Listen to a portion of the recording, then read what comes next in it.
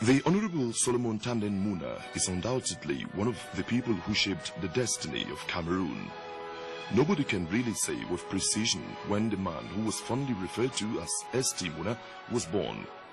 But all investigations point to the fact that he was born during the German colonial period around 1912. Unlike the majority of children born at that period, St. Muna was lucky to be sent to school. He took that opportunity very seriously and was able to complete his primary education. He could have gone further, but due to the high demand in trained personnel for administrative work, the Honorable St. Muna had to put a temporary halt to his studies. Conscious of the fact that an educated man is an asset, he decided to join the teaching profession.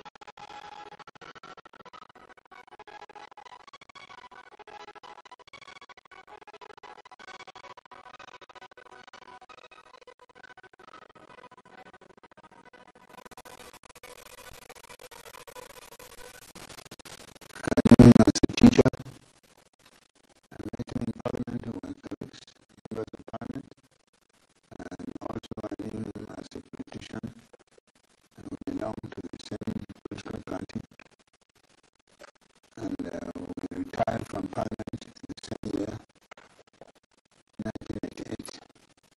I was in the government school in the 40s. He was a teacher at the National School at Vidéo. And he was very associated with my father. So quite often he visited us here and had meetings with my father. He happened to be a leader of his people of Ngembu. And my father was the president of the Bamina Council, and so he often came here and we met.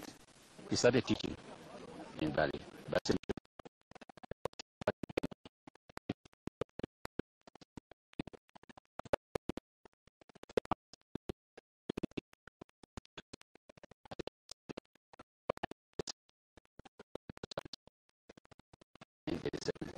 Then I continued my education. He was one of the industrious and very active teachers in those days. I should say more or less the first or the second grass field man in the Basel Mission Pool field, because he later on, after training, he was awarded the higher elementary, and then he started teaching Science 6 in Bengi. The first mission teacher was awarded higher elementary. This higher elementary, he was the first, and he continued teaching from there. And when they opened the teacher training college at Bali, I was there. He was very strict, but very normal in handling children. He was more or less an artist as a teacher, very much like an artist, very good in drawing. He taught me very well. He did that for me. And when I came out, I took over his classes and I started teaching. Like Honorable Fonsoy and many of them, they were boys. I taught them. I followed the principle of teaching. We stay not the rod and spoil the child. But I handled children very well, taking an example from him to teach. Because there were some teachers who went out sometimes brutally to beat children, but Pamuna was never like that. He was very simple in the way he was teaching, and I took over from him and copied that example. So that when I was teaching all the subjects in the training college at PATYCHOU, I was more or less following his pattern of work. He was strict, and I remember that in those days, he had a death celebration which he took me into the stores. And when I sat with the boys around, they were talking about bar work. I'd not known where bar work was and what bar work stood for. So I asked, but where is bar work? Everybody laughed at me. To show his teacher's ability, he said, no, let him know. He has asked because he wants to know. So you saw somebody who was prepared to teach. Teaching was in his blood. And all that he did was he wanted to teach people at least to know, to do the right thing. Pamuna was a teacher. And you know, in those days, the teacher was the master. They know it all. But he did this with a kind of humility that you would, I mean, unprecedented humility. You know, in life, education, he did not spare any minute of his to tell us, send your children to school, send your children to school, send your children to school. And he knew that the only answer to get some of our Anglophone fellows to have jobs there was to encourage them to do science subjects. So when he started Abel mathematics, Abel physics, please remember that it was at the time when he had become president of National Assembly. Then he discovered that, and it is the truth, the Francophones are better and we're better. Not now that we are competing well. We're better in science subjects than ourselves. We're also following us. And that's when the man discovered that we're behind time. Since we had joined, he came here and said, I have mathematics, or if you have mathematics, I would have given you a job. You know, that was the indirect way. And some of us who were at the top, when I was so inquisitive, I said, come here.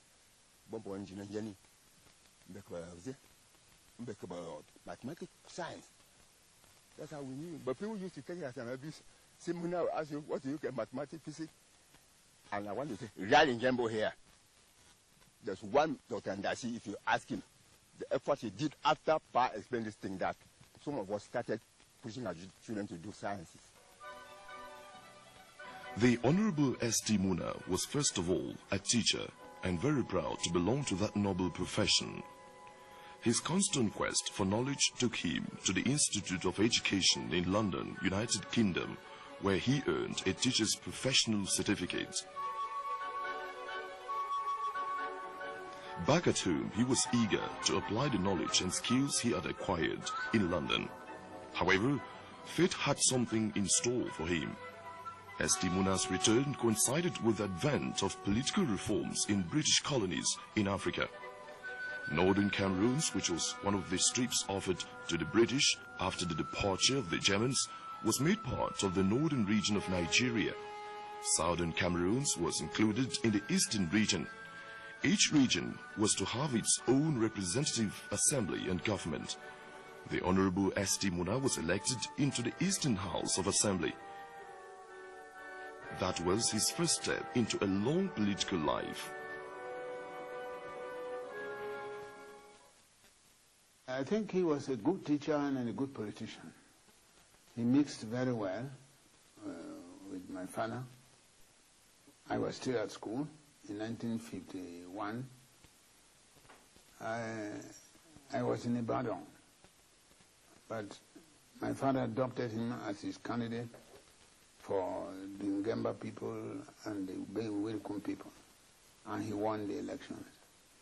And I think he represented his people very well. He did his politics well, and that is why from 1951, when he won the first election to the Eastern House of Assembly, until 1988, when he retired from politics, you can imagine he must be a very good politician. The plebiscite of 1961 ended with a majority vote in favor of unification. So if people are blaming him, it would be those who voted for integration with Nigeria.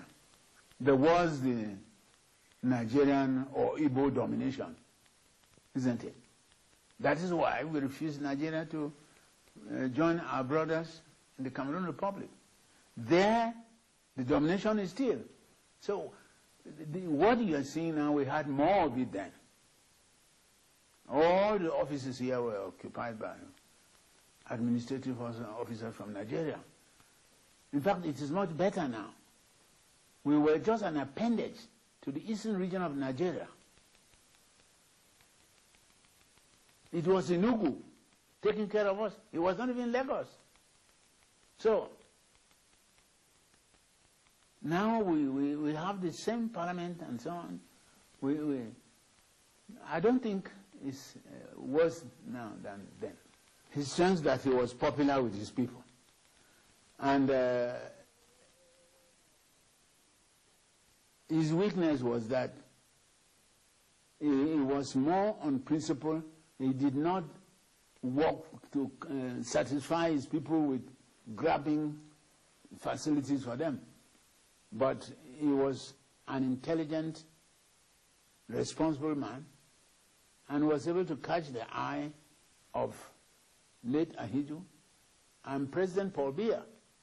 And so he could be, his advice was reasonable at the time, and he was able to cooperate with the political leaders of East Cameroon when we met. And that is why, from the onset, he had important positions in government and so on until he retired. He was an astute politician, somebody who stood for his words. When I came back from Nigeria to meet him, when he had formed the CUC, I joined the CUC. And joining the CUC when they were dissolving it now to form the CNU. And that's how early I came to know him. As a politician, the other qualities I admire about him were that even when he lost his wife, there were these problems between Ahidjo and Biya, later Ahidjo and Biya. He went out of his way, left the wife's remains to reconcile these people. So you saw him again as somebody who was willing to reconcile people, even in the face of death. So you saw his human side, that the dead are dead and gone. Life has to continue. So he had to bring peace. I knew him as an educationist and one who was at the very beginning of the political evolution of this country. I knew him as a young man, and I know he was one of, I believe he was one of the 13 who had to walk out following Dr. Endele's walkout from the Enugu House of Assembly. He worked very, very hard in favor of unification. You know, he voted very strongly in favor of unification, and I think he also worked very hard towards bringing about what they call the silent revolution of 1972, removing the federal structure and bringing Cameroon to be United Republic of Cameroon. He argued very, very strongly in favor of that idea and campaigned personally up in the Northwest as Prime Minister in favor of that. There was a transition period where His Excellency Paul Biya took over, and there was this transition that had to be managed. I think we are referring to a period when the dialogue that was supposed to be perceived was not perceived as expected. You see, I use the word perceived because there is what people from the outside were seeing and what was happening behind the scene.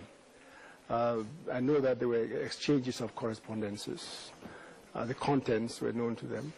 I know that there were public statements made, but there is this perception, and there's some reason for it, that access to the president was difficult, and that is why he resigned. But I just want to say that I know that after he resigned, there was still a dialogue going on, there was correspondence going on, there were exchanges of phone calls. During that period when our mother was was critically ill and passed away shortly afterwards, there was also the time when there was this transition and there was a crisis. I was at the time with my mother in hospital, and my mother encouraged him that he should not worry, that he should go ahead taking care of the affairs of state. And he came to the hospital and spent 2 nights. There was a hospital in London. He spent 2 nights and then came back. I know that during the time he was traveling from Yaoundé to Garawa and back and so forth, and he had discussions with the late President Ahidjo. And he did not give me details of what happened, but I know that the whole dialogue was aimed at trying to harmonize or pacify the atmosphere to make it conducive for this transition process. And that involved several trips. It was a very trying period for him because at the same time he had to cope with the death of his wife, who was very close to him, even in private life and also in politics.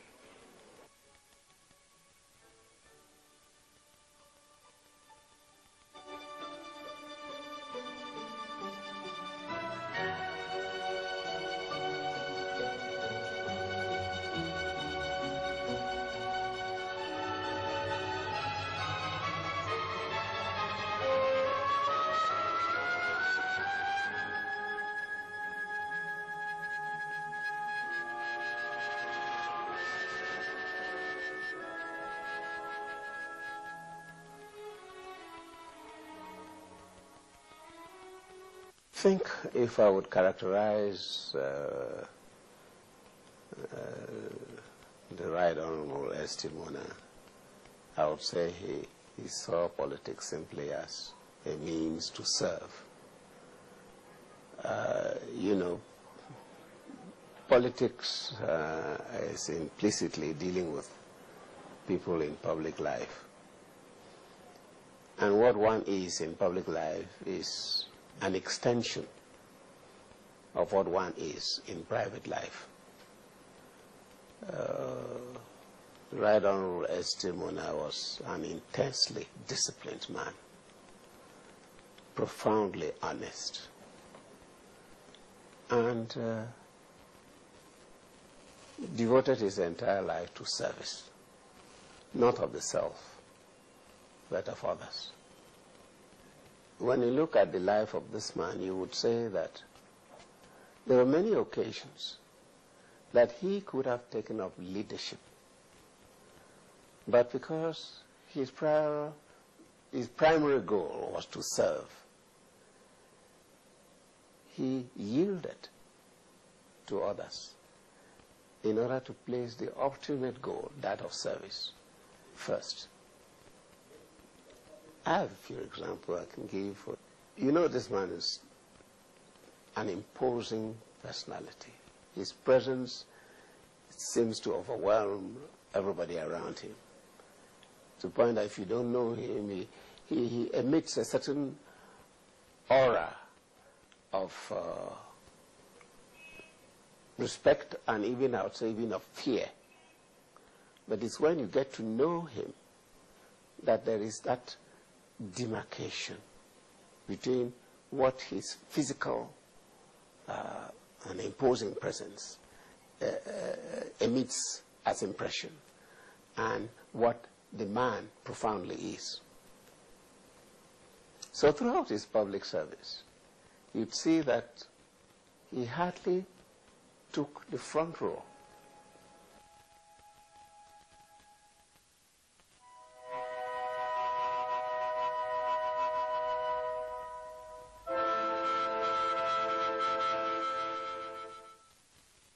If you ask Njembo man what Muna has done to Njembo man, it's a very interesting thing because everything I think he's done to Njembo, but I will be very specific.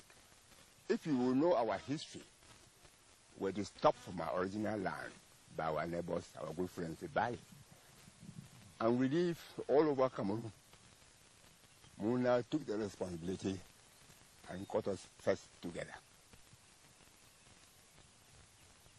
And that was a big achievement for Njembo.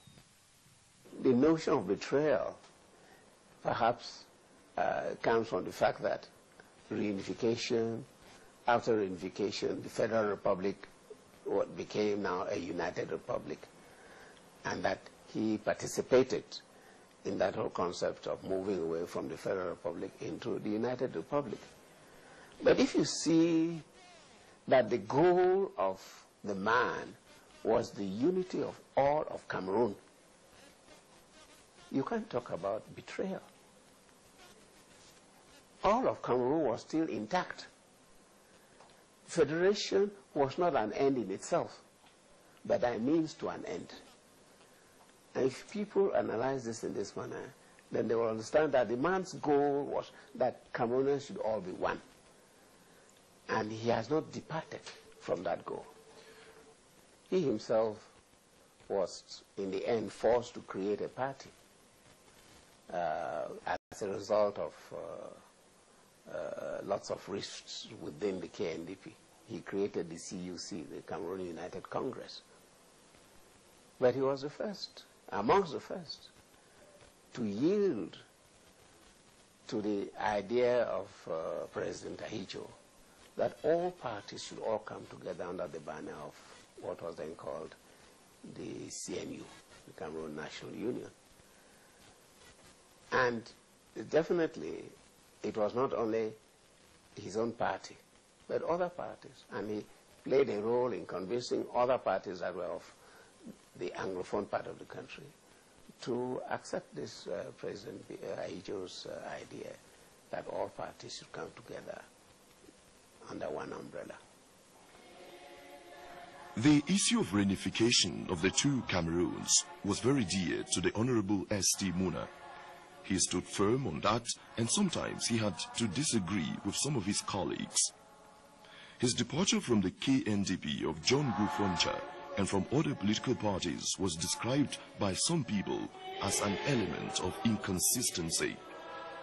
Other political observers questioned his political choices, especially his total commitment to the issue of reunification. The Honorable S.T. Muna was also singled out as a man who, in every situation, was out to play the leading role. Speaking to the press at the time he was Vice President of Cameroon, S.T. Muna said he believed in acting according to the dictates of one's conscience and in conformity with the will of God. Talking about politics, he said he didn't believe it was a dirty game, as some people argue. To him, politics becomes a dirty game when it is played by dirty and rough people. There is no doubt that the Honorable S.T. Muna was a Christian, and his adherence to the Christian principles certainly account for his orderly and disciplined life. My father's philosophy in life was, first of all, to put God first. My father was converted to Christianity while he was going to school in government school Bamenda in, I think, 1927, when his cousin, Evangelist John Ambu, advised him to become a Christian, and he took this wholeheartedly. And when he finished school from government school, he went to the mission. So the first thing that he spoke to us about was to fear God and to know that there is an Almighty Creator. From that stance, everything that he did had to reflect that overall acceptance of a superior person who created man. Now, coming down to earth, in dealing with human beings, he believed that the first thing you had to do was bring out the best out of everybody. Therefore, he was both a great conciliator and a great disciplinarian. He believed that without discipline, man cannot achieve. And therefore, as a teacher, all his people who went to school under him knew that he loved discipline. But not discipline for discipline's sake. Discipline to bring out the best and to let the school children know what their mistake was. So he went to great extent to explain why you were being punished. Okay. He believed that life itself is of no use if it is not dedicated to service. And therefore, as a teacher, he served. As a politician, he served. His philosophy was that every human being must have some principles. As we're talking, no, it's one of the principles. Something you believe in. When you believe in that thing, and you believe that's good, then whatever happens afterwards is a different story. He was a multifaceted man, but an intensely godly man. I do remember Pa Muna when they were coming, say, to Kumba, and many times they came to the church premises where I grew up, and lots of prayers were said for them as they joined forces with the One Cameroon movement from with Nde Tumazar and the Mumis and so forth. So this was a man who had real conceived ideas for a nation. And I think it was a philosophy that he did not go away from until there was reunification and he became the person he was in this society. I know at one point, before he left this world, you know, he sort of wavered in terms of what were the terms of reunification really respected. And I think that was where a little controversy started arising in his life. But I think he was a straightforward, good-looking man who knew what he wanted, and I think he acted on what he wanted. When sects like the Rosicrucian Order or the Freemasons or whichever come up, it's a man's choice. Am I a Christian or am I a Rosicrucian? Well, as you said earlier, there were rumors that he was a Rosicrucian. That may be a possibility, but I would like to believe that that was his choice. And if it helped him in formulating his philosophy in life and gave him direction as he wanted it, well, that was a different issue. But that it went somehow against the philosophy of the church, that's where the controversy of his philosophy came in. And I think it was based on that he somehow withdrew from the church. And if you could remember, during his funeral, the church did not participate wholly in that funeral. Although he was taken to church in Bastos, the Bastos congregation, and also was taken to church in no, he was not taken to church, but there was a church service held at Ngembu or Mbengwi, where he was buried. The liturgy of his funeral was completely different from the liturgy of a full-time Christian because of that controversy of his being a Rosicrucian and not being a full-time Christian. But then his dignity as a person remained. His philosophy as a person was his. And I think he's respected for that. He's respected for that. But whatever the church thinks of him, I think it was the church's way of looking at Pa Muna's life. But that doesn't mean the church did not respect him for the person he was in society and for the things that he did for the society of Cameroon, and even for the church. Because he built a church. I think he participated a lot in the building of the church in Ngembu, the Presbyterian church in Ngembu. It will be a daunting task to list the achievements of a statesman like the Honorable S.T. Muna. As Speaker of Cameroon's National Assembly for 15 years, he was obviously very instrumental in some of the changes that occurred in the country at that time. Serving as Vice President of West Cameroon, Minister in different ministries, and then as Prime Minister, the Honorable S.T. Muna must have been the brain behind many development projects in Cameroon. Despite all the opportunities that he had, the Honorable S.T. Muna failed to have the stretch of roads linking Bamenda to his native Bengwi division, TAD. It is said that charity begins at home, and that's why some people find it hard to forgive him for failing to bring tar to his people. They also find it strange that instead of tarring the road, he facilitated the construction of a prison in Bengwi. I think that comment is looking at his work and life from a very narrow perspective and from a very superficial perspective. Honorable S.T. Muna's life did not start when they created a station in Bengwi, not to talk of prisons. This is a man who I remember when I was in going to secondary school, he was a Minister of Works in Nigeria. And he was serving in the eastern region of Nigeria. And he was instrumental in secession of Nigeria to form the United Southern Cameroons at the time. You know, that of prisons is just an issue among many other issues that he had to deal with, whether they had to do with roads, headquarters of divisions, opening schools, roads, and so on. So to highlight the prison issue is a very, very myopic view of his life. But I will address the issue. I think that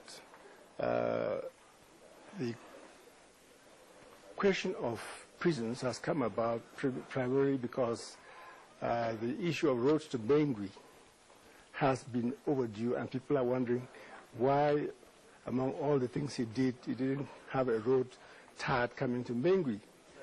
Instead, he brought the prisons to Bangui. You see, I know that there have been many times when the road was supposed to be TAD.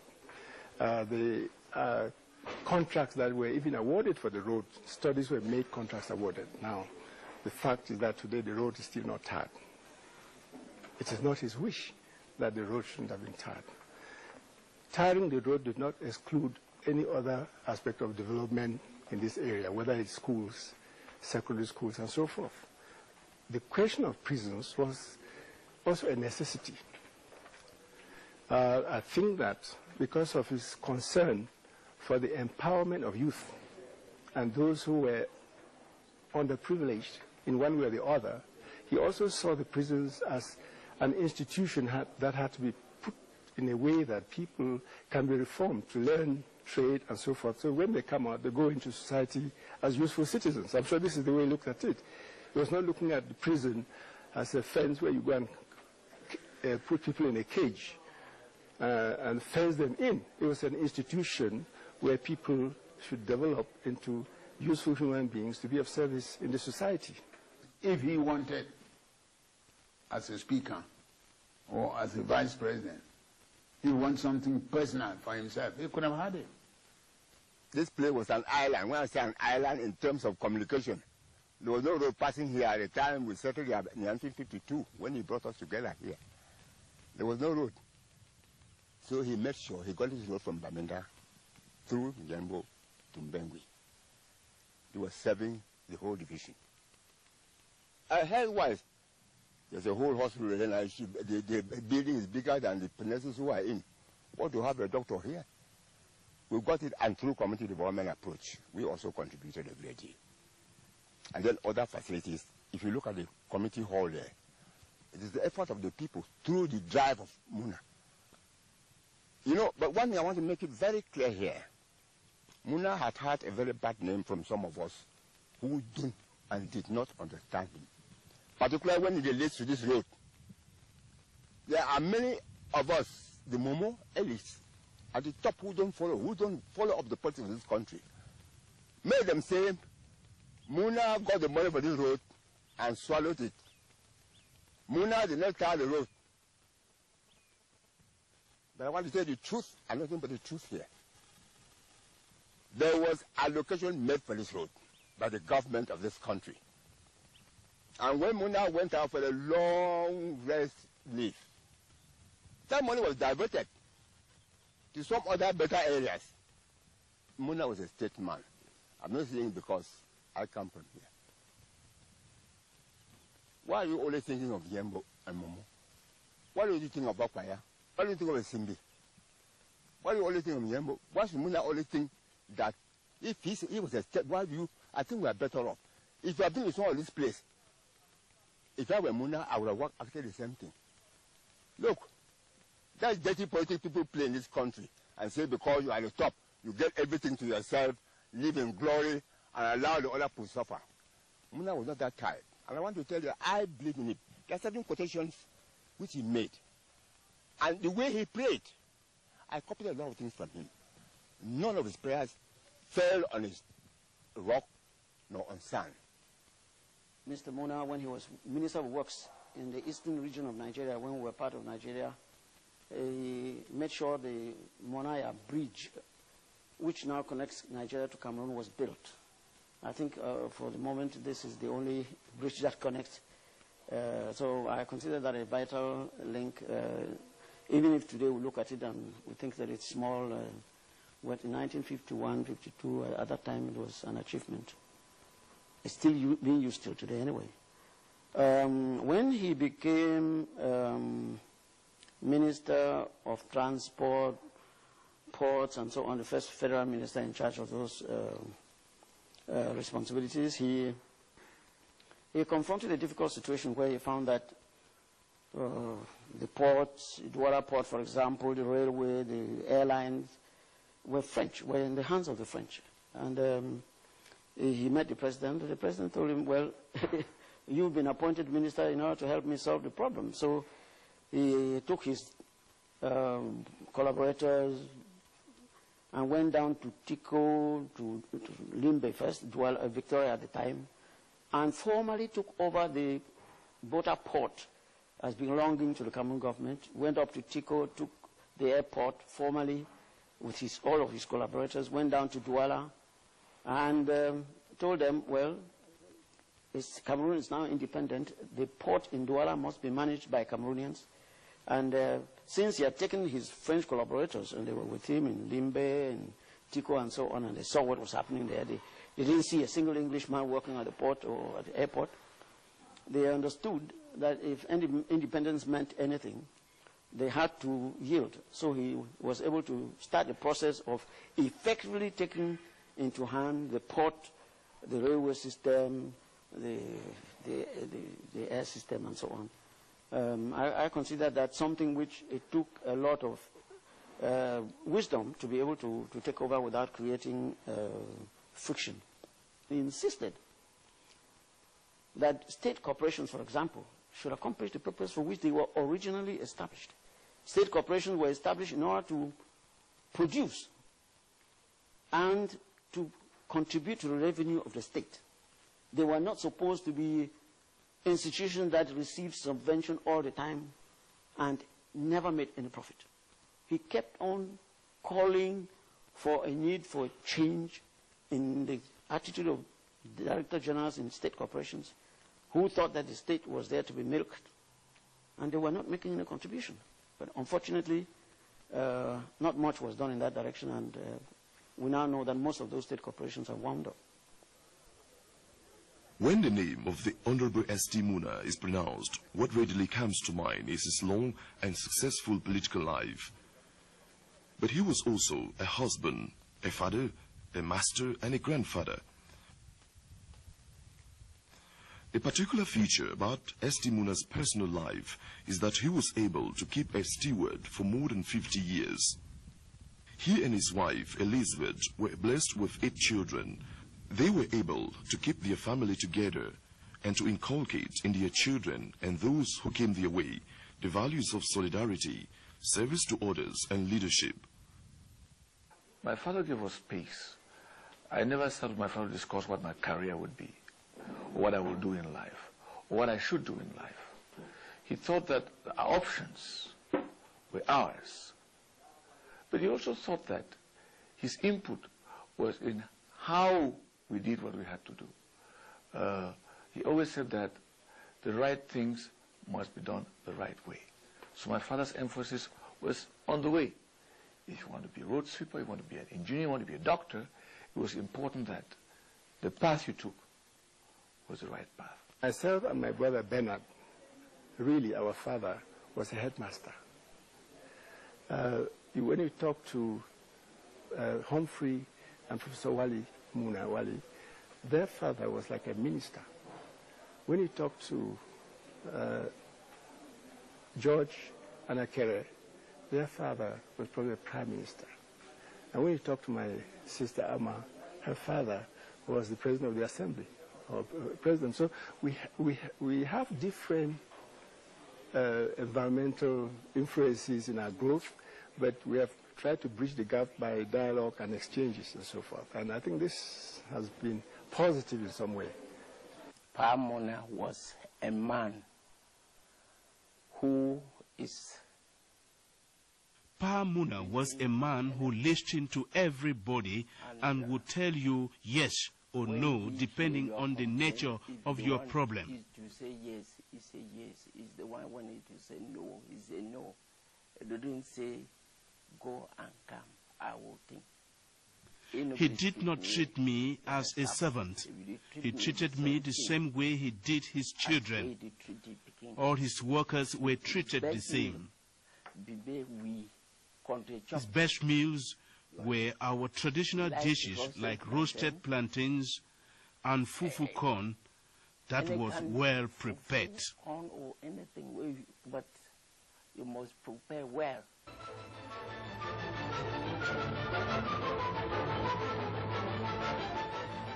I started working with Honorable Muna in 1976, and all along with him, I was with him, no problem, up to now that he passes away.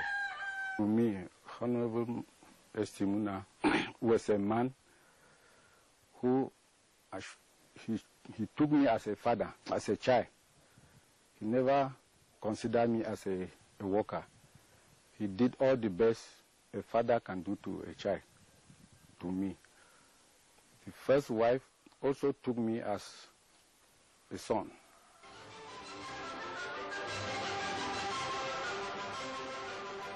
Oh, my father was extraordinarily tuned to my mother. And people knew that the easiest way to get a message to my father was through my mother. And my mother did it very discreetly, and you couldn't tell. But, you know, I think sometimes I wondered whether my mother was more of a politician than my father. All those who came to that when my mother were fed, and the work my mother did in the back behind, I think was incredible. And the blow my father took, I saw my father's life change as a person. I saw him become slightly different from the moment my mother died. And so I think that's proof of the fact that, you know, he had a wife, a friend, and a companion. And Honorable Muna's wife, the late Elizabeth Muna, was a wonderful woman. I think she was a wonderful pillar of support by Muna. Was a wonderful woman. I was lucky. I grew up with him basically from probably the age of 3 to about 11 before I went to boarding school. And I knew him more as a statesman because I grew up with him when he was the president of the National Assembly. And that's where I really know as a grandfather. But I have very fond memories of him. Although he was very busy politically, always in the office, receiving guests, having, you know, parties for politicians and so on. But he spent a lot of time with me in the evenings. When he traveled, he always took the time to get me little presents, or call me in the afternoon, or call the grandkids to, you know, he took his time for different functions he had to make sure everybody at home just felt in the right place. And I felt sad when he passed away, but I felt for him, it was something he felt it was time to move on. And so in a way, it was sad, but I felt it was time for him to move on. I think what he left in me is the leadership, is service and leadership.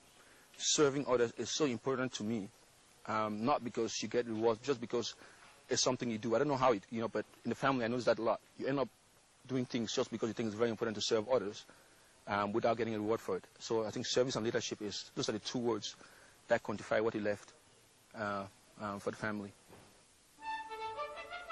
The Honorable S.T. Muna was a godly man, but certainly not a saint. Like any human being, he had his strong and weak points. Many people blamed him for being too rigid on his principles.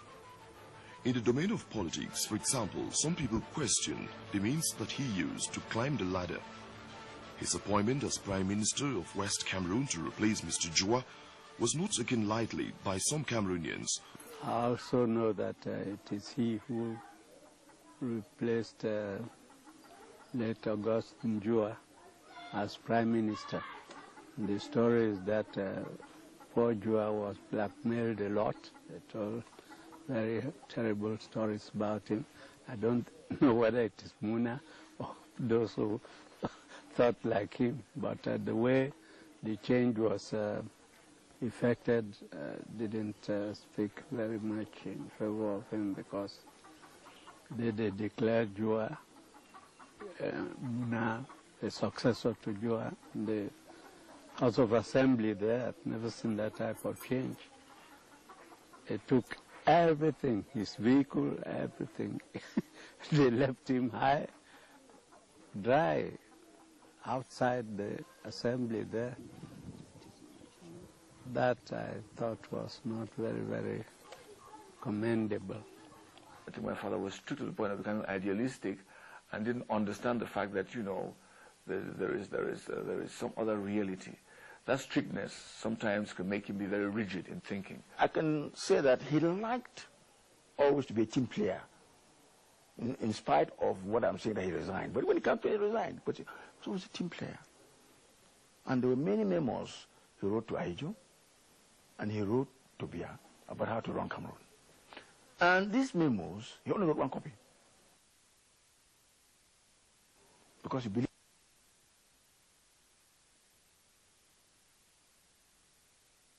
that as a team player, he's not writing this in order to prove after his death that he did something. He's writing because it's his thing to do. And he sometimes was very reluctant to rock the boat. He was also very principle-oriented, and in that respect, very strict. My mother was a midwife and worked with some missionaries. So when she was going to get married, I think she had lots of shoes. So we had shoes at a time when most people did not have shoes. So my father being a headmaster at a school where there was nobody wearing shoes, no school person wearing shoes. So here we were at home with shoes. So he would permit us to wear shoes at home, but take them off and when we were going to school. Those who were close to the Honorable S.T. Muna vividly recall that he was a very busy man. He had very little time to hang around as his official duties were enormous and very demanding. But all the same, he always found time to devote to his hobbies.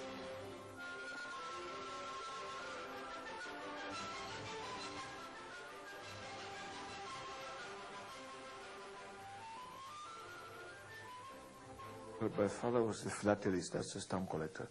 He has international recognition for that fact, and he won many trophies for his stamp collection. Some of the stamps were destroyed in the fire that consumed this building, but we still have a lot of the historical stamps which he had in his collection. What you are seeing here are pictures, reproduced pictures of the stamps which are actually stamps we have in the family. And they sort of take you through the history of our country. He was very meticulous and interested in archives. Some of the letters that we wrote to him were presented to us 20 years afterwards. Some of his certificates, initial certificates he had, we found them and we published some of them. So he was quite a meticulous person, and he loved archives. He was a farmer.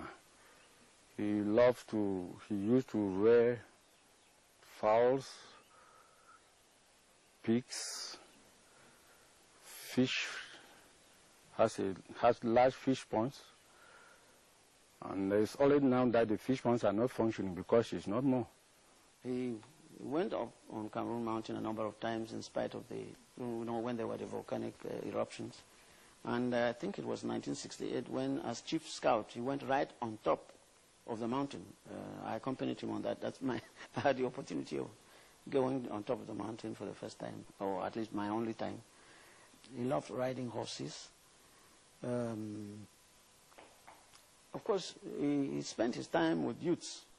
He gave a lot of time to youths. That's why he eventually, the scout movement in Cameroon had to, the leaders of the scout movement here, Moise Mubeke will bear me witness. He had to come to Boya, and Mr. Muna was eventually made chief scout of Cameroon, and because of the contribution he made, he became chief scout of Africa and became a member of the World Scout movement. This man was intensely athletic. He liked mountaineering.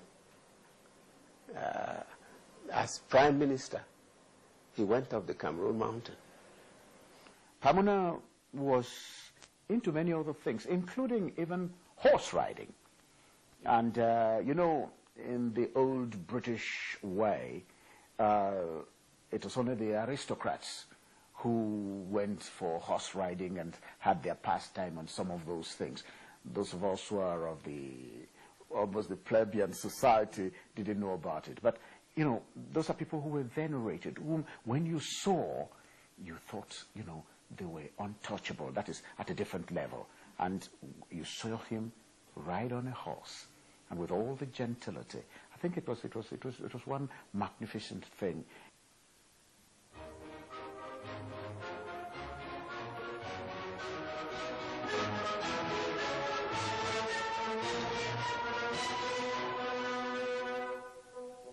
Muna was a good teacher, a good family head, and he paid particular attention to the raising of his children. And he loved his country. Here lies the Honorable S.T. Muna, the teacher, the politician, the father, the husband, and above all, the strong believer. He was also a statesman and one of those who left their footprints on the sands of time. Like most great men, he left a few words for posterity.